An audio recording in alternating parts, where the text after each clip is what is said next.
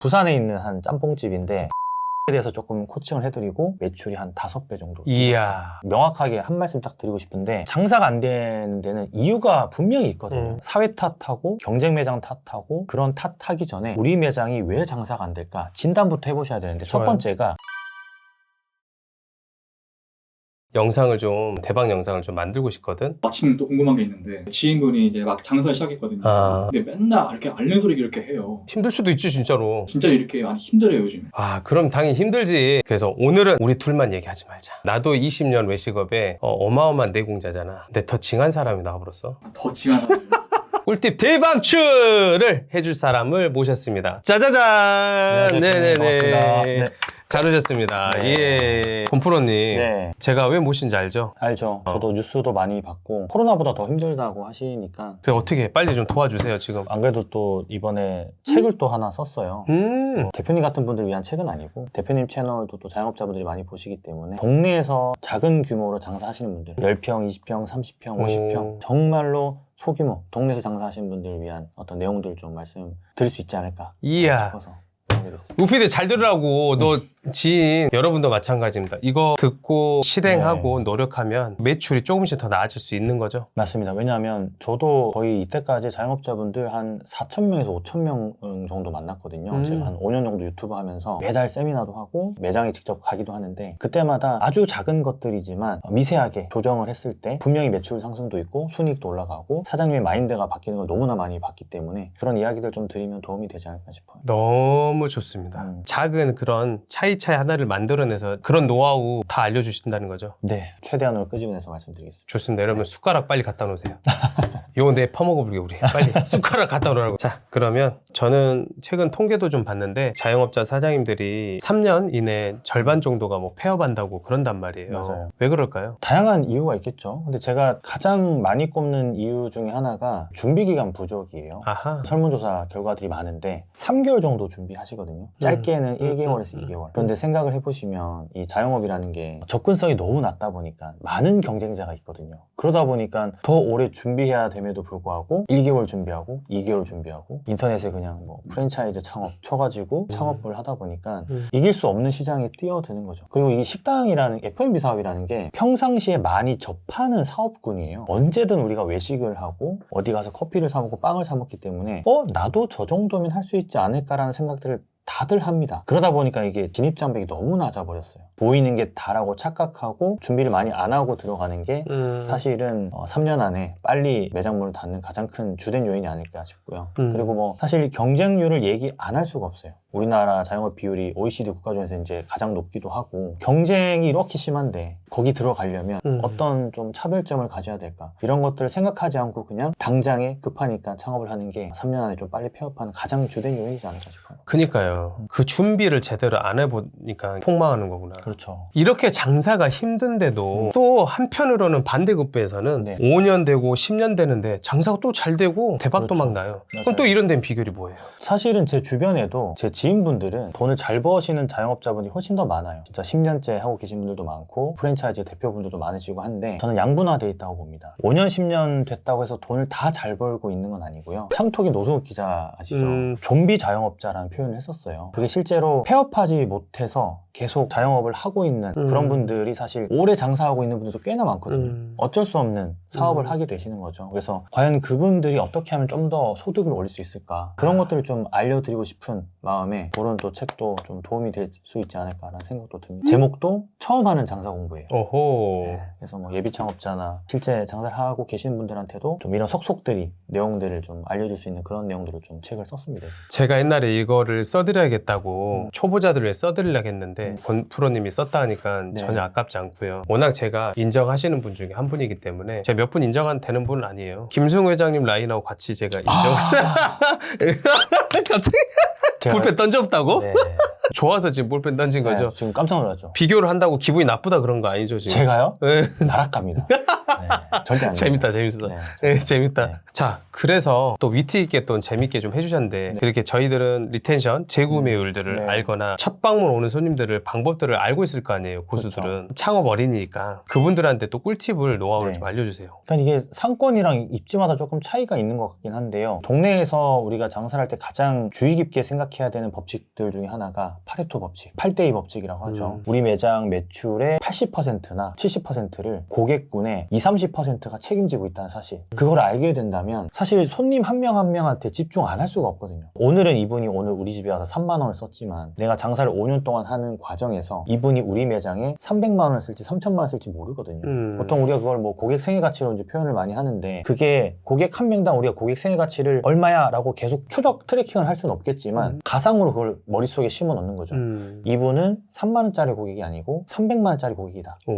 그러면 사실 치즈 2,000원짜리 토핑 서비스를 못 줄까요? 당연히 주죠. 근데 그런 것들을 좀 마인드셋을 하지 못하다 보니까 오늘 당장의 순이익 이런 것만 생각을 하다 보니까 재방문을 생각하지 못한 어떤 접객 서비스 이런 것도 좀 문제가 좀 되는 것 같고요. 신규 유입을 시키기 위해서 우리가 매장의 어떤 오프라인과 온라인의 노출도 많이 신경을 못 쓰는 부분들이 있어요. 온라인 노출은 요즘에 많이들 공부를 하시거든요. 네이버 플레이스도 하시고 인스타그램도 하시고 열심히 하시는데, 의외로 생각을 해보면 오프라인에서 매장이, 그러니까 익스테리어라고 하죠. 아웃테리어가 매력적으로 보이지 않는 매장들이 굉장히 많아요. 이거는 처음에 기획할 때부터 결정이 되는 거거든요. 인테리어 할 때부터 익스테리어를 얼마나 좀 매력적으로 보이게 해서 입간판이라든지 그래. 실제 음식 사진을 좀 화려하게 찍어서 앞에 놓는 것만 해도 1년으로 따지면 이것 때문에 들어오는 손님이 어마무시하게 많거든요. 투자 금액은 10만 원이지만 들어오는 고객 대비해서 단가를 쳐보면 이 10만 원은 아무것도 아닌 거거든요. 그죠. 근데 그런 것들을 투자하기가 쉽지 않은 게 대출을 해서 많이 하시거든요. 그러다 보니까 이 입간판 10만 원, 디지털 사이니지 뭐 50만 원, 100만 원 이런 거 투자하는 게 너무나 어려운 거예요. 그래서 처음에 기획할 때 어떻게 초반에 손님의 욕구를 좀 끌어들일지, 그리고 재방문을 어떻게 높일 수 있을지, 이런 시스템적인 기획을 하느냐 하지 않느냐가 장기간 장사하는데 큰 어떤 문제점을 야기를 하더라고요. 적은 거 아끼려다가 큰 거 잃는다. 맞아요. 제가 경주에도 어느 한 매장에 이제 코칭을 갔다가 요청이 들어와서 갔는데, 매장에 어떤 빵도 맛있고 커피도 괜찮고 다 괜찮았는데 외부 노출이 너무 아쉬운 매장들이 있었어요. 그래서 거기다가 배너를 한 3개 정도 설치를 했는데, 한 배너에 하나의 음식을 큼지막해 놓고 카피라이팅을 새로 해줬어요. 그렇게 하고 나서 매출이 바로 일주일 후에 15% 정도 올랐어요. 오, 좋다. 제가 추적 트래킹을 했거든요. 이 배너를 보고 오셨는지 몇 분한테 여쭤봤는데, 이 배너가 생김으로 신메뉴가 있었다고 착각하고 오신 거예요. 아하. 원래 있었던 메뉴인데. 그만큼 우리 매장이 생각보다 노출되지 않고 있었는데 사장님들께서는 잘 안 알려진 거겠지 아직은. 내가 네. 온라인으로 마케팅 열심히 하고 오니까 괜찮을 거야 라고 생각하시는데, 온라인 이전에 오프라인부터 하시고 그 다음에 온라인을 하시는 게 좀 순수라고 생각을 합니다. 이런 전략 너무 재밌는데요. 사례 또 얘기해 주시면 재밌을 것 같아요.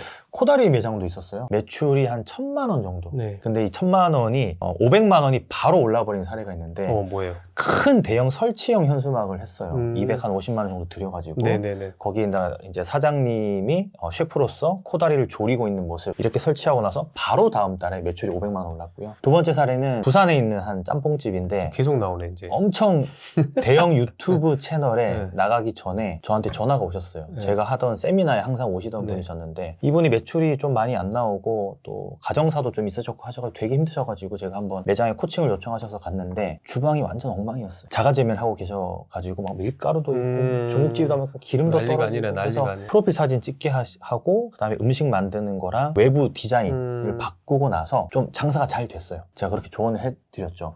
그 채널에 나가는 건 좋은데 스탠스를 확실히 해야 된다. 사실 그 채널이 좋은 방향으로 많이 나가는 채널이긴 한데, 어떻게 보면 또 장사에 약간 악영향을 미칠 수 있는 채널이기도 했거든요. 그래서 이 스탠스에 대해서 조금 코칭을 해드리고 그렇게 나가서 매출이 한 5배 정도. 이야, 좋은 조언 해주셨고. 네. 식당의 진짜 기본은 맛이잖아요. 네. 근데 맛은 평범한데 네. 또 이런데 잘 되는 이유가 뭐예요 그러면? 사실 뭐 식당의 본질은 맛이 맞긴 한데, 저는 항상 외식 브랜드를 기획할 때 USP를 먼저 잡고 기획을 하거든요. 유니크 셀링 포인트. 네. 쉽게 얘기하면 차별화될 수 있는 요소를 기획을 해놓고 브랜드를 탄생시키는 건데, 대부분은 이 차별화를 메뉴로서만 하시거든요. 왜냐면 F&B의 본질이 메뉴이고 맛이기 때문에. 근데 USP는 굉장히 다양한 형태로 나타날 수 있거든요. 예를 들자면 상권 안에 입지가 USP가 될 수도 있어요. 동네에 정말 사람들이 접근하기 쉬운 어떤 장소, 공터가 있어서 거기를 내가 임대해서 가건물 지어가지고 장사하시는 분들도 계시고 나는 메뉴 개발도 힘들고 인테리어를 다 했고 더 이상 돈 투자하기 힘들다 하시는 분들 중에서는 사람이 USP로도 충분히 활용이 될 수가 있어요. 방이동에 골드 참치 아세요, 대표님? 저거 단골인데? 거기는 엄청 무언가 특별한 메뉴가 있진 않지만 네네. 사장님이 소맥을 말아주잖아요. 맞아요, 말해주세요. 그러면서 10년 전에 그 영상이 막 유튜브에 올라오고 싸이월드 넘어갔나? TV까지 나오시게 되고 네. 아직도 운영을 하고 계시거든요. 사람이 USP인 거예요. 이 USP가 잘 되면 맛은 기본이지만 충분히 잘 될 수 있는 매장으로 거듭날 수 있다고 말씀을 드리는데 내가 동네에서 만약에 술집을 한다고 치면은 우리 집에만 있는 메뉴가 있느냐 이걸 한번 차별화 두는 것도 USP 중에 하나예요. 다 먹태를 판다고 칠게요. 요즘 네네. 먹태 없는 매장은 없으니까. 맞아. 다른 8개의 매장은 그냥 찢어진 먹태를 받아서 팔아요. 네. 근데 나는 통먹을 받아서 내가 진짜 찢어. 그럼 그게 USP가 되는 거예요. 먹태를 그냥 다른 데서는 대충 구워서 주는데 우리는 전자레인지를 오븐에까지 마지막에 돌려가지고 토치 불로 익히고 꼬리도 이만큼 세워서 발당 먹태, 벌떡 먹태 이런 네이밍까지 해서 준다고 치볼게요. 이거 야한 거잖아요, 벌떡 먹대는. 아니요, 벌떡벌떡 힘이 아, 세진다고. 그런 먹태를 거예요? 먹으면. 네, 기력 알았어요. 이상한 생각 하지 마시고요. 동네에서는 우리만큼 하는 데가 없는 거예요. 우리 메뉴의 USP가 되는 거죠. 우리 매장의 차별화 요소를 동네 경쟁 브랜드에서 찾아보면 충분히 많이 만드실 수 있을 거예요. 좀 아쉬운 거는 이렇게 말씀드리면 우리 집의 USP는 뭐지? 하고 뭐지? 궁금해 하시거든요. 네네네. 막 찾으려고 하시는데 찾아야죠. 찾으면 안 돼요. 찾아도 없어요. 만들지 않았는데 그게 어떻게 있겠어요. 아이고야. 그래서 USP는 찾는 게 아니라 만드는 거다 라는 걸 좀 말씀드리고 싶고 앞으로 그냥 만드시면 되겠죠. 계속- 책 내용에 다 나오는 내용이긴 한데 책에는 더 디테일하게 좀 많이 들어가 있긴 하죠. 저희들끼리 여기까지 오는 네. 비결이 있다면 뭐 제가 큰 성공은 안 했지만 그럼 그 사람들의 각각 강점과 뭐 장점 특징들이 있었을 거예요. 네. 그런 성공하는 사람들의 공통점들이 혹시 있는지 또 얘기해 주세요. 아주 원초적인 얘기를 좀 드리고 싶은데 예를 들자면 백종원 대표, 김승호 회장, 조던 피터슨 강호동은 없네요. 대표님 옆에 계시니까 네. 그 외에 이제 많이 네. 뭐 외식업계나 아니면 또 사회적으로 많이 성공하신 분들이 정말 많이 중요하게 생각하는 게 림비더라고요. 림비? 이건 나도 처음 들었어요. 림비라는 기관이 우리 뇌에 보면 대뇌 변연계라는 기관이 있는데 시작할 수 있는 기점을 마련해주는 기관, 스위치 역할을 스위치 하는 거죠. 역할구나. 그래서 외식업에서는 저는 청소라고 생각을 하거든요. 왜냐하면 많은 매장들 이때까지 가봤는데 진짜 1000곳 이상은 갔을 거예요. 그중에 절반 이상은 청소가 정말 잘 안 돼 있습니다. 근데 이게 청소가 잘 안 돼 있다는 게 어떤 의미인가 하면 안 보이기 때문에 상관없다라고 생각할 수 있는데 청소가 안 돼 있는 주방에 내가 사장으로서 들어가잖아요. 일단 거기에서 기가 확 빨립니다. 그리고 이 청소를 할 마음을 못 먹을 정도로 청소 상태가 안 좋아진 매장이 너무나 많아요. 그래서 백종원 대표나 조던 피터슨, 김성호 회장님이 항상 위생 관련된 청소 관련된 이야기를 하시는 게 그냥 청소하면 성공한다 이런 느낌이 아니고 스위치를 켜주는 거예요. 림비가 시작점이라고 보는 겁니다. 스위치를 켜지 않으면 그 청소 절대 안 하거든요. 그러면 사실 성공이라는 키워드가 너무 괴리감이 큰 거죠. 그것부터 먼저 할 줄 알아야 성공까지 할 수 있는 건데 후드에 기름이 뚝뚝 떨어지고 포스기 앞에 보면 먼지가 잔뜩 끼어 있는데 그 전선이 하나도 정리가 되어 있지 않은데 근데 그런 분들은 무언가를 다른 강의를 보여드리거나 제가 얘기를 해도 절대 들을 수가 없어요. 왜냐하면 주변 환경이 그렇기 때문에 듣지 않습니다. 그때는 가서 그냥 같이 한번 닦아줘요. 제가 장갑 끼고 후드 한번 닦잖아요. 그럼 사장님이 다음날 본인이 닦으시거나 아니면 이제 회사 부릅니다. 한 4, 50만 하거든요. 청소하잖아요. 그때부터는 사람이 바뀌어요. 정말 초심으로 돌아가신 좋아요. 사장님을 너무 많이 봤어요. 공통점이라고 얘기를 하면 너무 과한 것 같고 그냥 아주 기초적인 림비의 어떤 스위치를 키는 청소를 조금 먼저 좀 해보시는 거 이런 게 저는 시작점이지 않을까 싶어요. 너무 좋습니다. 재밌는데요. 사람을 처음 이렇게 마주하잖아요. 네. 그런 응대 같은 것도 이런 진짜 사소한 디테일한 제 질문 드리는 거거든요. 너무 사소한 거라서 좀 실망하실 수 있는데 저는 항상 미소 교육을 시킵니다. 근데 미소 교육이 안 되신 분들이 너무나 많아요. 과하게 미소 짓는 분들도 계신데 뭐 예를 들자면 전원주